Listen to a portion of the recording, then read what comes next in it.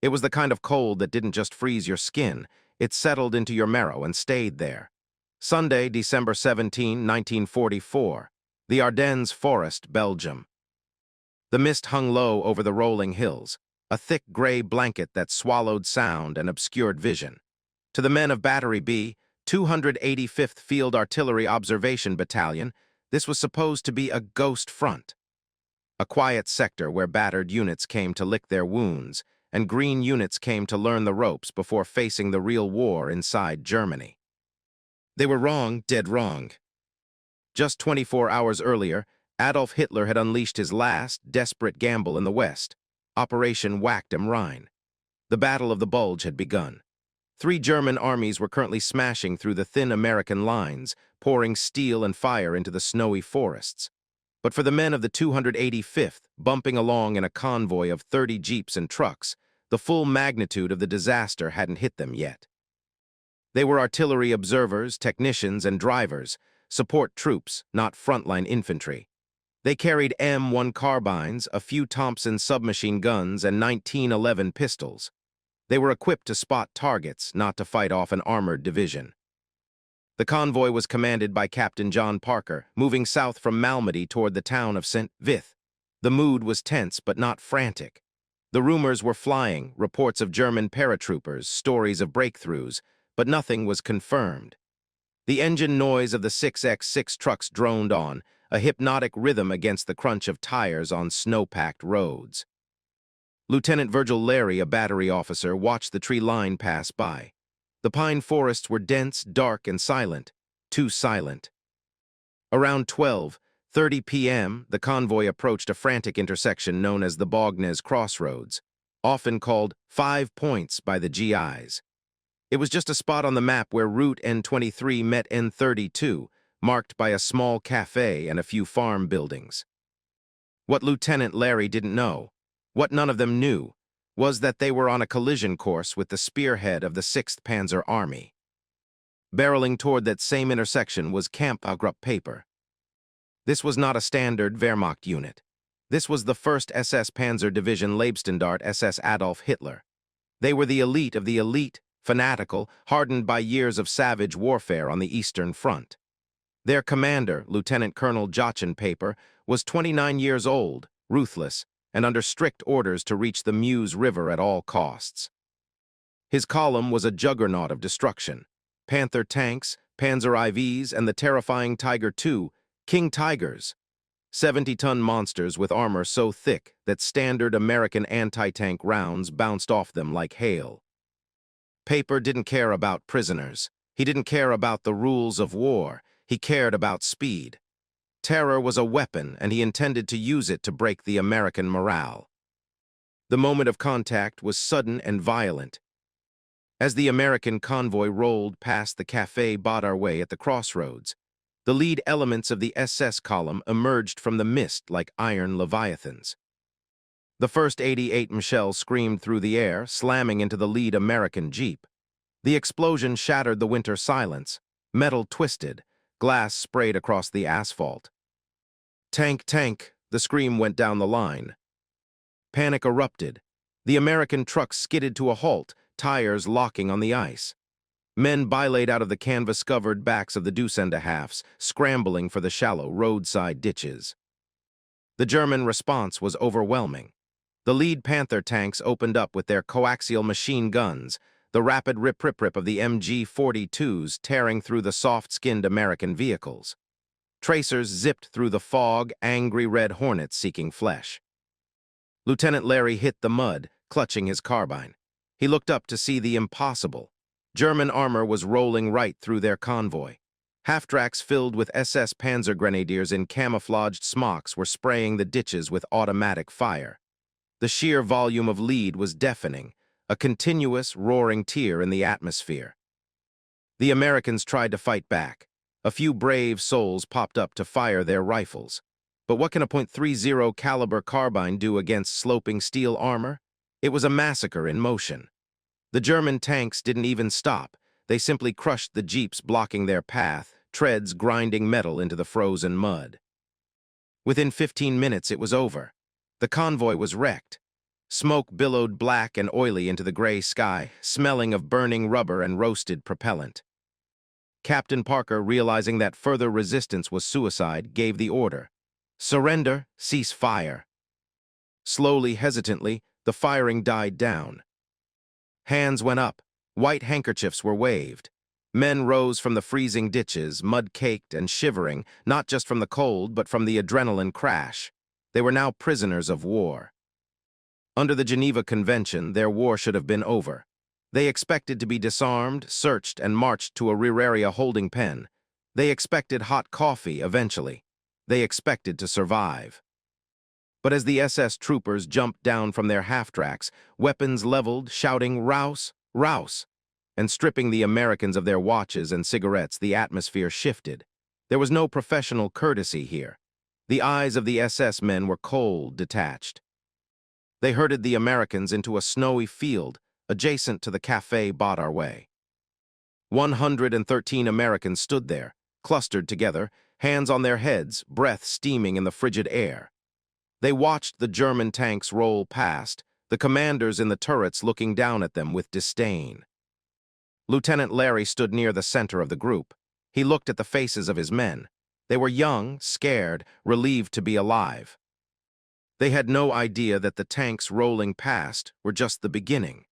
They had no idea that the real horror wasn't the battle they had just lost. The real horror was pulling up in a half-track, mounting a machine gun on the rear deck, and turning the barrel toward the field. The field was silent now, save for the low rumble of idling engines and the crunch of boots on the frosted grass. 113 Americans stood in rows, shivering in their thin wool coats. The mist swirled around them, damp and clinging. It was around 2:00 p.m. The surrender had been orderly, the fighting was done. To Lieutenant Virgil Larry, standing near the front of the group, it felt like the worst was over. They were prisoners, yes, but they were alive. They had survived the ambush. Now came the waiting game, the long march to a POW camp, the boredom, the hunger. But at least the terror of combat had passed. Or so they thought. As the Americans stood there, clustered together for warmth, the main column of Kampfgruppe Peiper continued to roll past on the road just a few yards away. The SS troopers in the passing half-tracks stared at them. Some laughed. Some pointed. There was a palpable sense of malice in the air, a vibration that went deeper than just enemy hostility. A few of the German vehicles stopped. An SS officer in a black Panzer uniform leaned out of his turret, casually smoking a cigarette, watching the huddled mass of prisoners like a man observing cattle in a pen. Then the atmosphere shifted. It wasn't a shouted order or a sudden movement. It was a pistol shot. According to survivors, an SS private named Georg Fleps, sitting in a Panzer IV tank, raised his pistol and fired twice into the group of prisoners. Crack, crack. A medical officer in the front row crumpled to the snow. Before the Americans could even process the shock, before a single man could scream or run, the world disintegrated. A command was shouted from one of the half-tracks. "Mac de le caput, kill them all." The machine guns opened up. 2 MG-42s, mounted on the rear decks of the armored vehicles, unleashed a torrent of lead. The sound was distinct, not the chug-chug-chug of an American .50 caliber, but the ripping canvas sound of Hitler's buzzsaw, firing at 1,200 rounds per minute. The front row of Americans didn't fall, they were shredded. Lieutenant Larry watched in horror as the men next to him were cut down. There was no time to think, no time to reason. Instinct took over.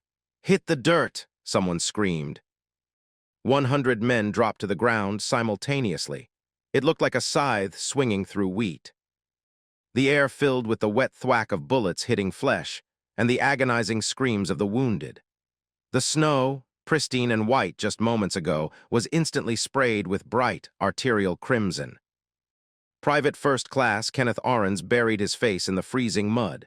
He could feel the bodies of his friends piling on top of him. He held his breath. He prayed. He could hear the bullets chewing up the earth around his head, snapping twigs, thudding into the backs of the men lying prone. The firing went on for what felt like hours, but was likely only 3 minutes. Then silence returned, but it wasn't a peaceful silence.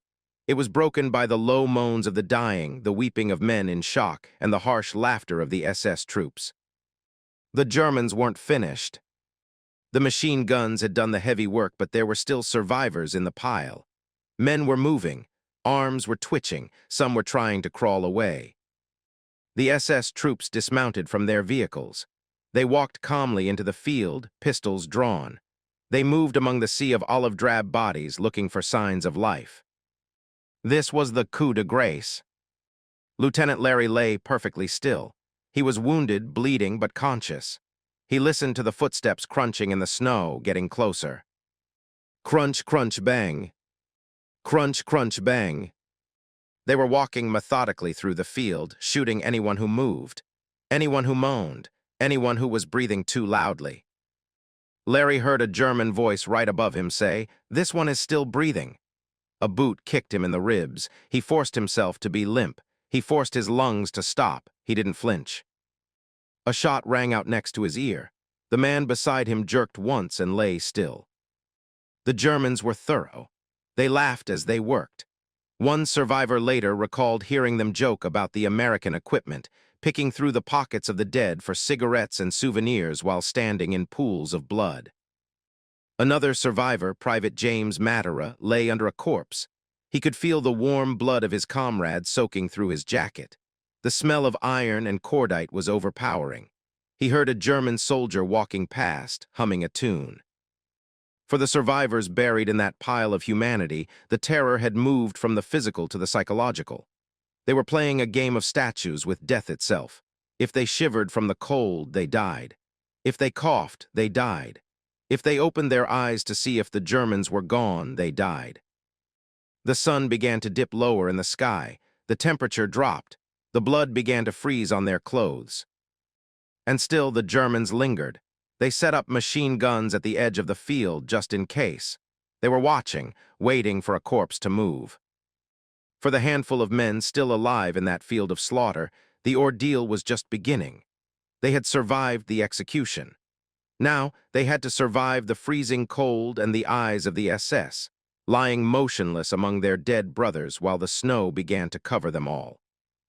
For the men lying in the field at Bognes, time didn't just slow down, it stopped. The field was a tableau of horror. Bodies were heaped in grotesque piles, limbs twisted at unnatural angles. The snow, which had been a crisp white blanket just an hour ago, was now a slush of mud and bright, freezing crimson. But among the 84 corpses, a handful of hearts were still beating. Private James Mattera lay face down, his nose pressed into the frozen earth. The body of a fellow soldier was draped across his legs. Mattera couldn't see the Germans, but he could hear them. He heard the crunch, crunch, crunch of jackboots on the hard frost. He heard the casual chatter in German, the laughter, the clicking of lighters. Every footstep was a potential death sentence. The SS troopers were walking among the dead like tourists in a graveyard. They were mopping up. Occasionally, a pistol shot would ring out, sharp, final, crack. Another moan silenced, crack. Another twitch ended. Mattera whispered into the dirt, barely moving his lips. "Don't move, don't breathe, just die." The man next to him, a corporal from the 285th, was shivering uncontrollably. The shock and the bitter cold were setting in. Mattera reached out slowly, imperceptibly, and squeezed the man's hand. A silent command, "Stop shaking, or we're both dead." The corporal went still.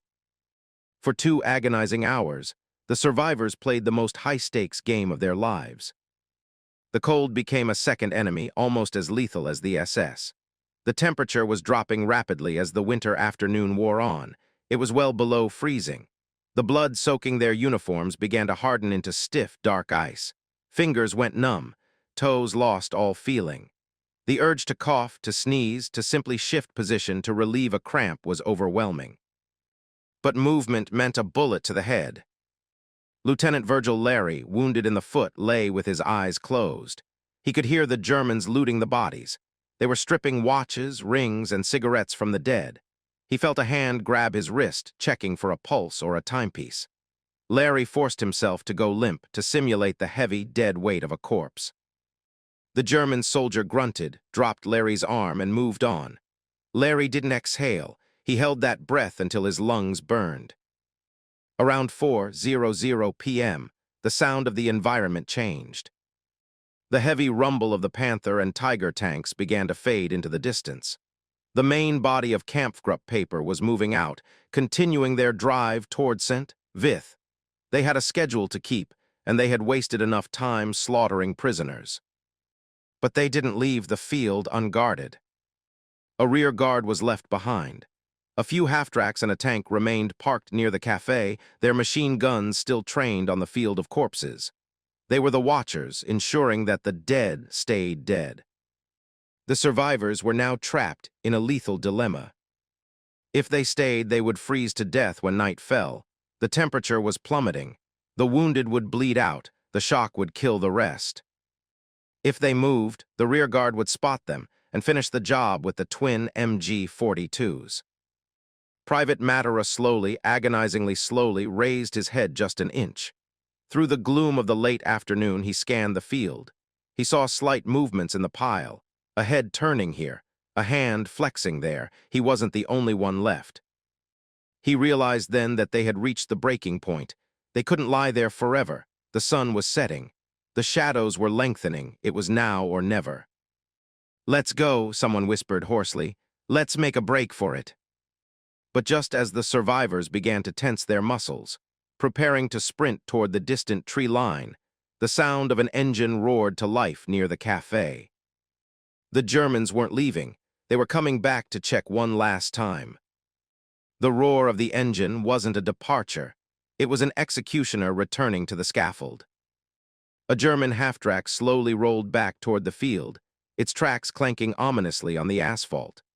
The gunner in the turret swung his MG-42 back and forth, scanning the piles of bodies for any sign of life. Inside the Café Bottarway, a handful of Americans who had managed to hide during the initial surrender were huddled in the basement. They could smell smoke. The SS troops, frustrated by the stubborn survivors, had set the building on fire. Flames began to lick up the wooden walls, turning the farmhouse into a beacon of orange light against the darkening sky. As the heat became unbearable, the men inside were forced to run out the back door, straight into the waiting machine guns. They were cut down before they took 3 steps. Out in the field, the survivors buried under the dead knew their time had run out. The fire from the cafe was illuminating the slaughter ground.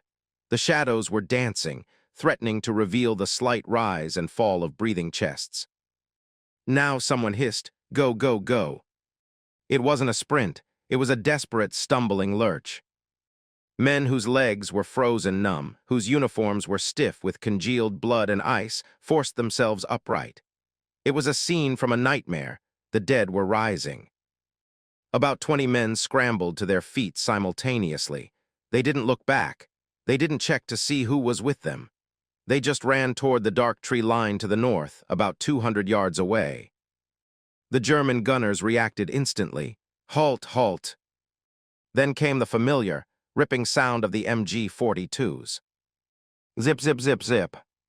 The bullets tore through the air, kicking up geysers of snow around the fleeing Americans. Tracers streaked past their heads like angry fireflies.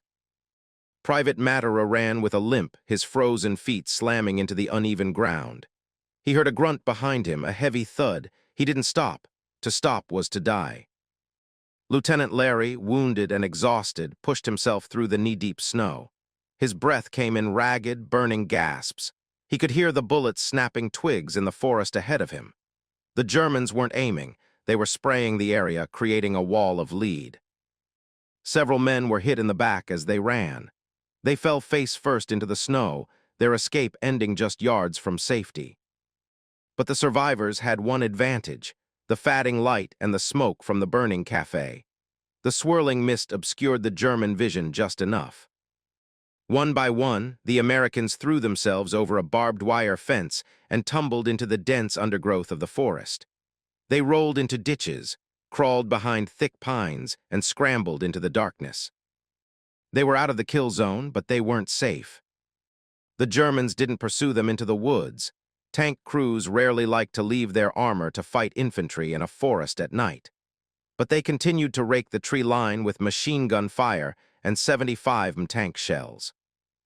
Larry and a small group of survivors huddled together in a ravine, chest-deep in freezing water, listening to the shells burst overhead. They were shivering so violently their teeth chattered audibly. They had to keep moving. If they stayed, hypothermia would finish what the SS had started. For the next 2 hours, it became a different kind of survival, a navigation through hell. They were lost behind enemy lines, surrounded by the sounds of the massive German offensive. They moved north, guided only by the distant sounds of American artillery. They hallucinated from the cold. They supported the wounded who could barely walk. They froze when they heard German patrols passing on nearby roads. Finally, late that night, a sentry from the 291st Engineer Combat Battalion, stationed near the town of Malmedy, heard a noise in the darkness. "Halt, password," the sentry shouted, leveling his M1 Garand. Out of the gloom stumbled a group of ghosts. They were covered in mud, blood, and ice. Their eyes were wide, staring at things only they could see. "Don't shoot," Lieutenant Larry croaked, his voice barely a whisper. "We're Americans. They killed everyone. They killed them all."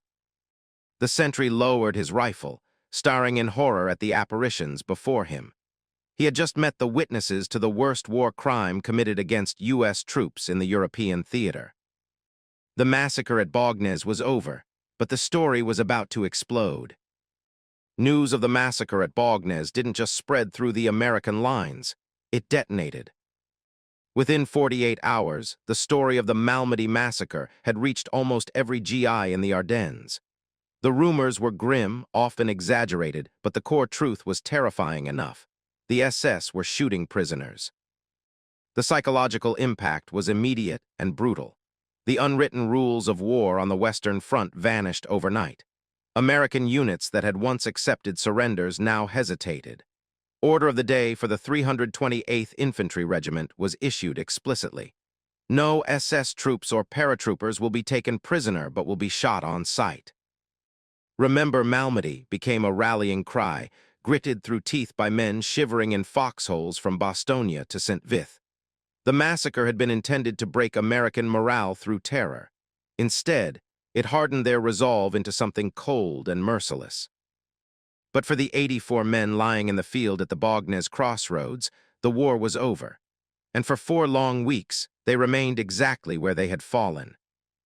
The crossroads remained a no-man's land, contested fiercely by artillery and patrols. The bodies were covered by heavy snowfalls, buried under a pristine white shroud that hid the carnage from the world. They froze solid, preserved in the exact moments of their agonizing deaths. It wasn't until January 14, 1945, when the American 30th Infantry Division finally recaptured the area, that the recovery could begin. It was a grim, surreal scene. Engineers sweeping for mines had to be careful not to step on the mounds in the snow. When the graves registration units arrived, they found the bodies frozen so hard they were like statues of marble. They couldn't be moved easily. Limbs were rigid, twisted in the desperate shapes of their final struggles. The scene was a forensic nightmare, but it was also irrefutable proof. Doctors performed autopsies right there in the snow and later in a nearby schoolhouse. The evidence was damning.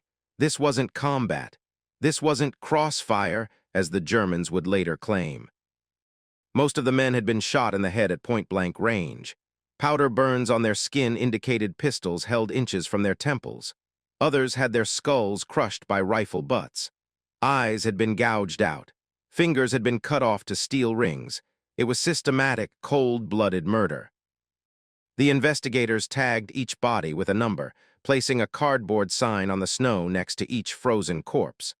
The photographs of those numbered mounds, Body 1 through Body 84, would become the defining images of Nazi brutality in the West. Justice, however, would be a much messier affair than the recovery. In May 1946, the reckoning arrived. The former Dachau concentration camp was converted into a courtroom. 74 former members of Kampfgruppe Peiper, including Joachim Peiper himself, stood trial. Peiper, the dashing poster boy of the SS, was unrepentant. He sat in the dock wearing a Wehrmacht uniform stripped of insignia, staring down the American prosecutors with a smirk. His defense was simple. It was the heat of battle. The Americans had tried to escape. His men were confused. But the survivors, Lieutenant Virgil Larry, Private James Matera, and others, took the stand. They pointed fingers. They described the laughing. They described the pistols. They described the agonizing hours playing dead under the weight of their friends. The tribunal was not swayed by Peiper's arrogance. On July 16, 1946, the verdict was delivered. 43 death sentences, 22 life sentences. Peiper was sentenced to hang. It seemed for a moment that justice had been served. The butchers of Baugnez would pay with their lives. But the post-war world was shifting rapidly. The Cold War was freezing over relations between the U.S. and the Soviet Union. America needed a rearmed West Germany as a bulwark against communism. Political pressure began to mount. Defense attorneys and U.S. politicians argued that the SS prisoners had been mistreated during interrogation, that confessions had been beaten out of them. The Senate Armed Services Committee launched an investigation. The clear waters of justice were muddied by politics. One by one, the death sentences were commuted. The noose never tightened around Joachim Peiper's neck. His sentence was reduced to life, then to 35 years. In December 1956, just 12 years after ordering the slaughter of 84 helpless Americans, Joachim Peiper walked out of Landsberg prison a free man. He eventually settled in a quiet village in France, translating military history books, living a comfortable life while the families of the Malmedy victims were left with nothing but a folded flag and a black-and-white photograph of a numbered snow mound. The survivors watched in disbelief as their tormentors were released. They saw the man who had destroyed their lives go home to his family. But history has a way of balancing the scales, even if the courts do not. On the night of July 14, 1976, Bastille Day, Peiper's home in Traves, France, was firebombed by unknown assailants. He died in the flames, trapped in his burning house, weapon in hand, much like the men he had burned alive in the Café Baudarway 32 years earlier. The massacre at Malmedy remains a scar on the history of the U.S. Army, a moment of ultimate vulnerability met with ultimate cruelty. But it is also a testament to the handful of men who lay in the freezing mud, holding their breath, willing their hearts to slow down, refusing to die so that the truth could survive. Today, the Baugnez crossroads is a quiet, unremarkable intersection in the Belgian countryside. Cars and trucks rush past on the asphalt of the N23 and N32, their drivers often unaware that they are passing through a graveyard of American history. The snow still falls heavy and thick in the winter, blanketing the fields in the same white silence that covered the dead in December 1944. But if you stop your car and walk to the edge of the field, the ghosts are still there. A simple stone memorial stands near the site of the Café Baudarway. Behind it is a wall etched with the names of the 84 men who were murdered in cold blood. 84 stars are set into the stone, one for each life extinguished by the SS. It is a place of profound stillness. Visitors often leave small American flags, coins, or poppy wreaths at the base of the wall. The wind whistles through the nearby pines, the same trees that Lieutenant Larry and the other survivors scrambled into on that freezing afternoon. The legacy of the Malmedy Massacre extends far beyond the stone and mortar of the memorial. It changed the very nature of the war on the Western Front. For the remainder of the Battle of the Bulge, the shadow of Baugnez hung over every engagement between American GIS and the Waffen-SS. The massacre shattered the illusion of a gentleman's war. It stripped away any lingering notion that the enemy would play by the rules. American units, famously reluctant to shoot surrendering enemies in previous campaigns, hardened their hearts. The massacre taught a brutal lesson. Survival often meant pulling the trigger first. It fueled a rage in the American ranks that undoubtedly shortened the war, driving men to fight with a ferocity they hadn't known they possessed. For the survivors, men like Virgil Larry, James Matera, and Kenneth Ahrens, the massacre didn't end when they reached American lines. It didn't end when the war stopped. They carried the field of Bognez with them for the rest of their lives. They returned to America, to their jobs in factories and offices, to their wives and children. But in the quiet moments of the night, when the winter wind howled outside their windows, they were back in the snow. They could feel the weight of their dead friends pressing down on them. They could smell the iron tang of blood and the exhaust of the Tiger tanks. They could hear the boots of the executioners crunching toward them. James Matera, the man who had whispered to his friend to stop shaking, spent decades battling the nightmares. He gave interviews, he testified at trials, he kept the story alive. He refused to let the 84 men be forgotten, even when the political winds shifted and the world wanted to move on. Lieutenant Larry, whose testimony had been crucial in convicting Peiper, lived with the physical and mental scars until his death in 1977. He had looked evil in the eye and survived by playing dead, a trauma that no medal could ever heal. The Malmedy Massacre remains a stark reminder of the fragility of civilization. It showed how quickly the thin veneer of humanity can be stripped away by ideology and hatred. But it is also a story of resilience. 84 men died in that field, but nearly 30 survived. They survived the bullets. They survived the coup de grace. They survived the freezing cold. They survived the escape through enemy lines. Their survival was an act of defiance. By living, they denied the SS their total victory. By speaking, they ensured that the truth could not be buried in the snow. As we look back at the photos of the numbered mounds in the snow, we don't just see victims. We see fathers who never came home. We see sons who were robbed of their futures. We see the brutal cost of freedom. The names on the wall at Bognez are not just names. They are a warning from history, etched in stone, demanding that we remember.